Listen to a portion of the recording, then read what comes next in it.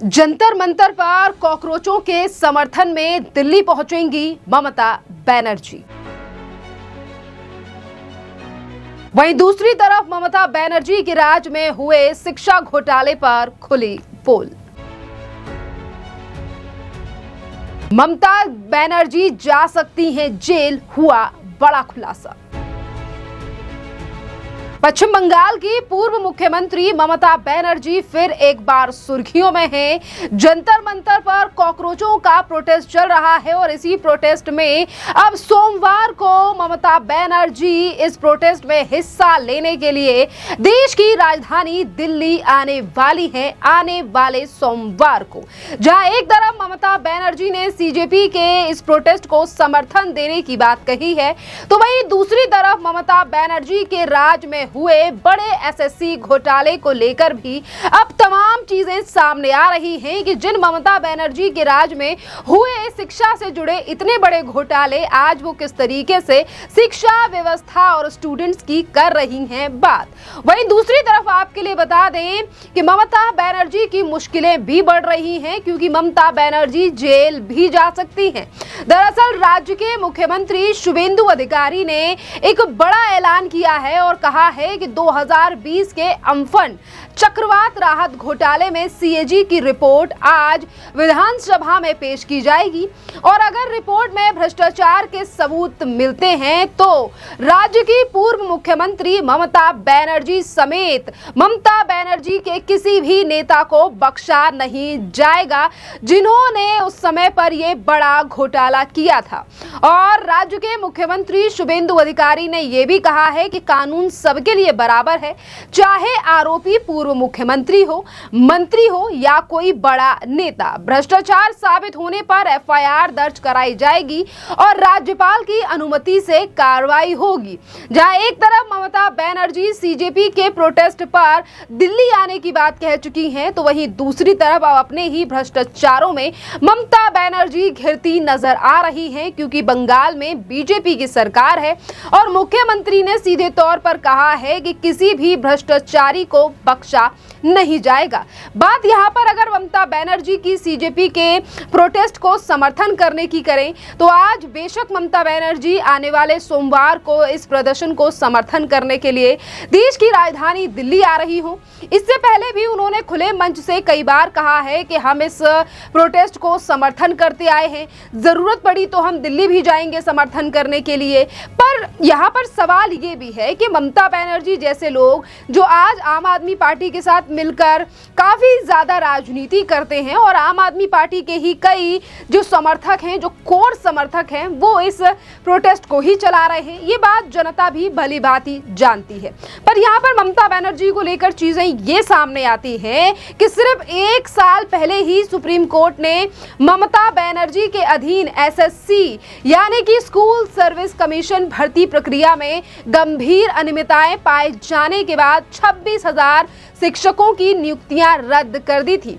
और इस घोटाले में जब मुख्यमंत्री ममता बनर्जी थी तो शिक्षा के आवास मंत्री के यानी कि जो ममता बनर्जी की सरकार में शिक्षा मंत्री थे, उनके आवास से भी 50 करोड़ रुपए की नकदी बरामद हुई थी। ममता बनर्जी की ही पार्टी के नेता कुणाल घोष ने सार्वजनिक रूप से कहा था कि ममता बनर्जी को इस घोटाले की जानकारी थी, लेकिन उन्होंने कोई कार्रवाई नहीं की। इस तरीके के भी बयान सोशल मीडिया पर देखने के लिए मिले थे। और इसी के साथ साथ सबसे हैरानी करने वाली बात यह है कि कई उम्मीदवारों के ओएमआर शीट भी लगभग खाली पाए गए, सवालों के जवाब दिए ही नहीं गए, फिर भी उन्हें शिक्षक के पद पर नियुक्त कर दिया गया था। और ये शीट्स आज भी सिस्टम की गंभीर खामियों को उजागर करती हैं कि जिनकी सरकार में इतने बड़े शिक्षा के घोटाले हुए, आज वो स्टूडेंट्स के नाम पर किस तरीके से राजनीति करती हैं और ये कहती हैं कि हमारा समर्थन सीजेपी के साथ है या फिर हम दिल्ली में जाकर उनका समर्थन करेंगे। और जिस तरीके से दोहरा रवैया अब टीएमसी का सामने आ रहा है कि एक तरफ अपने शासन में शिक्षा भर्ती घोटाला और वहीं दूसरी तरफ आज शिक्षा की बात करना टीएमसी को शोभा नहीं दे रहा है। और इसीलिए सवाल भी उठाए जा रहे हैं कि जिस सरकार पर हजारों युवाओं के भविष्य के एक खिलवाड़ का आरोप लगा हो, उसी सरकार की जो नेता हैं ममता बनर्जी सीजेपी के प्रदर्शन में शामिल हो रही हैं।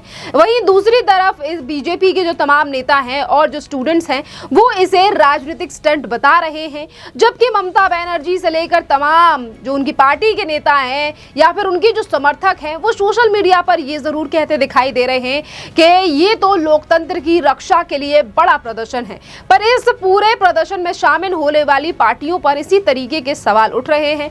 बात यहाँ ममता बनर्जी की भी नहीं है, आम आदमी पार्टी के टाइम पर भी काफी ज्यादा क्लासरूम घोटाले सामने आए थे। ममता बनर्जी के टाइम पे ये एसएससी घोटाला सामने आया था, और जब कांग्रेस की सरकार देश में थी 2005 से लेकर अगर अभी तक का भी रिकॉर्ड देखा जाए पीछे ना जाते हुए, तब भी कई ऐसे बड़े घोटाले थे जिनमें इस तरीके से ही पेपर लीक हुए। तो फिर राहुल गांधी आखिरकार 2026 का ही जिक्र क्यों कर रहे हैं? क्यों आखिरकार वो 2014 से पहले या फिर जहां पर भी उनकी सरकार पिछले साल या उससे 2 साल पहले भी थी, वहां पर भी अगर पेपर लीक किसी भी शिक्षा में हुआ है, किसी भी स्ट्रीम में हुआ है, तो उसकी आवाज आज कांग्रेस क्यों नहीं उठा रही है?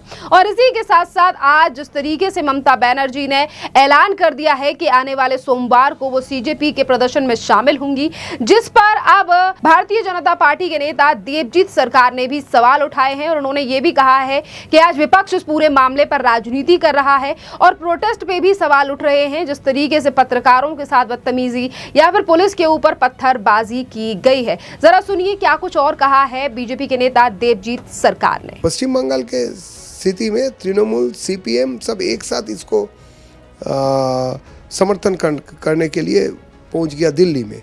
मेरा कहना ये है, अगर इतना ही अच्छा है तो तृणमूल के टाइम में जो सरकारी नौकरी जो बेचे गए हैं, जो उनका जो वो टेट का जो रिजल्ट, ओएमआर सीट का गायब, सुप्रीम कोर्ट में दिनों पे दिन मामला, तारीख पे तारीख, हाई कोर्ट, सुप्रीम कोर्ट में, अभी तक उसका सब कुछ एकदम खराब हो गया, उनका जीवन यौवन सब कुछ चला गया, तो उसका क्या होगा? तो जो लोग, एक कोई जस्टिफिकेशन का बात ये नहीं है, लेकिन जो लोग खुद के जमाने में एक ऐसा स्थिति कायम किए थे और उस जमाने के लिए, उस जमाने का सब कुछ लेकर जब आलोचना का बात होता है, जब डायलॉग ओपनिंग का बात होता है, तो लोग नहीं वो नहीं चलेगा भाई, सिर्फ हमारा ये नीट लेकर मैं बात करना चाहता हूँ, ये नहीं जाने वाला है। और अभी जनता के सामने ये परिष्कार है, एकदम साफ सुथरा जानकारी मिल गए, जो राहुल गांधी, इंडिजोट के other partners, they are just trying to disturb the government of India and the government of governance of India too. They are against the Indian system and Indian constitution and constitutional system, सबको वो तोड़ना चाहते हैं। इसमें गैर भारतीय शक्ति भी शामिल है। इसमें हमारा ये तो अभी आ रहे हैं, षड्यंत्र रोचित हुए हैं बाहर से, क्योंकि यहाँ से अनशन करने के पहले कोई बड़े नेता उनका वो पाकिस्तान में 7 दिन गुजर के आए, और इसके बाद उनके साथ जो खड़ा हुए वो यासीन मालिक, जो एक कश्मीरी पंडित लड़की के ऊपर बलात्कार, सामूहिक बलात्कार, उसको खून के मामले में अभी जेल में है, और इसके खिलाफ जो आंदोलन कर रहे हैं वो आंदोलनकारियों, आप देख रहे हैं महिला के साथ जो घिनौने काम कर रहे हैं, वो नहीं चलेगा। पश्चिम बंगाल में का मिट्टी में भी वो ऐसा कुछ काम करने के लिए वो आ रहे हैं, सुन रहा हूँ। लेकिन देखिए, आंदोलन करने का अधिकार सबका है गणतंत्र में, और आंदोलन होगा भी, लेकिन उसका जो पद्धति है, उसका जो सिस्टम है, वो मानना पड़ेगा। कोई भी आंदोलन अगर ध्वंसात्मक दिग में चला गया, कोई भी आंदोलन करने के नाम पे अगर देखा जाए, कोई गाड़ी तोड़ रहे हैं, गाड़ी के ऊपर आग फेंक रहे हैं, गाड़ी जला रहे हैं, आम आदमी का चलाचल में कोई डिस्टर्ब करते हैं, तो उसके खिलाफ स्ट्रॉन्ग एक्शन लेना चाहिए। मेरे ख्याल से पश्चिम बंगाल सरकार, अभी पश्चिम बंगाल सरकार है और ये बन चुके, ये कोई दल का सरकार नहीं है, और किसी को कोई भी पॉलिटिकल और कम्युनल इम्यूनिटी नहीं मिलेगा। जो कम्युनल इम्यूनिटी या पॉलिटिकल इम्यूनिटी के बारे में सोच रहे हैं, उसके लिए मैं बता रहा हूँ, don't think about any ब्रेवाडो।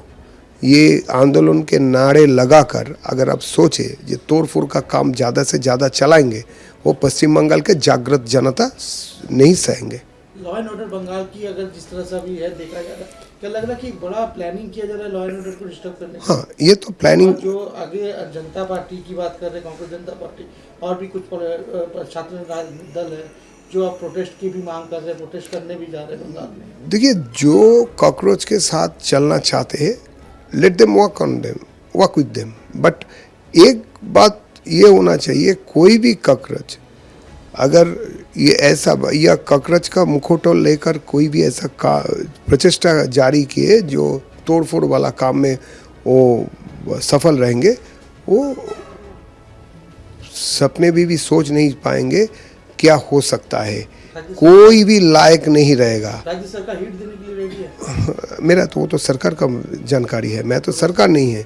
Police क्या करेगा, प्रशासन क्या करेगा, मैं पदवी में सरकार हूँ लेकिन पद में तो सरकार नहीं हूँ, लेकिन वो सरकार का काम है। लेकिन पश्चिम बंगाल का जागरूक जनता वो अभी छोड़ने वाला नहीं है ऐसा देशद्रोही को, क्योंकि पश्चिम बंगाल का जनता सुदीर्घ 49 ईयर्स के बाद थोड़ा सांस लेने लगा। अभी कोई भी ऐसा कार्यक्रम जो उनका सांस लेने में दिक्कत कर सकते हैं वो नहीं सहेंगे।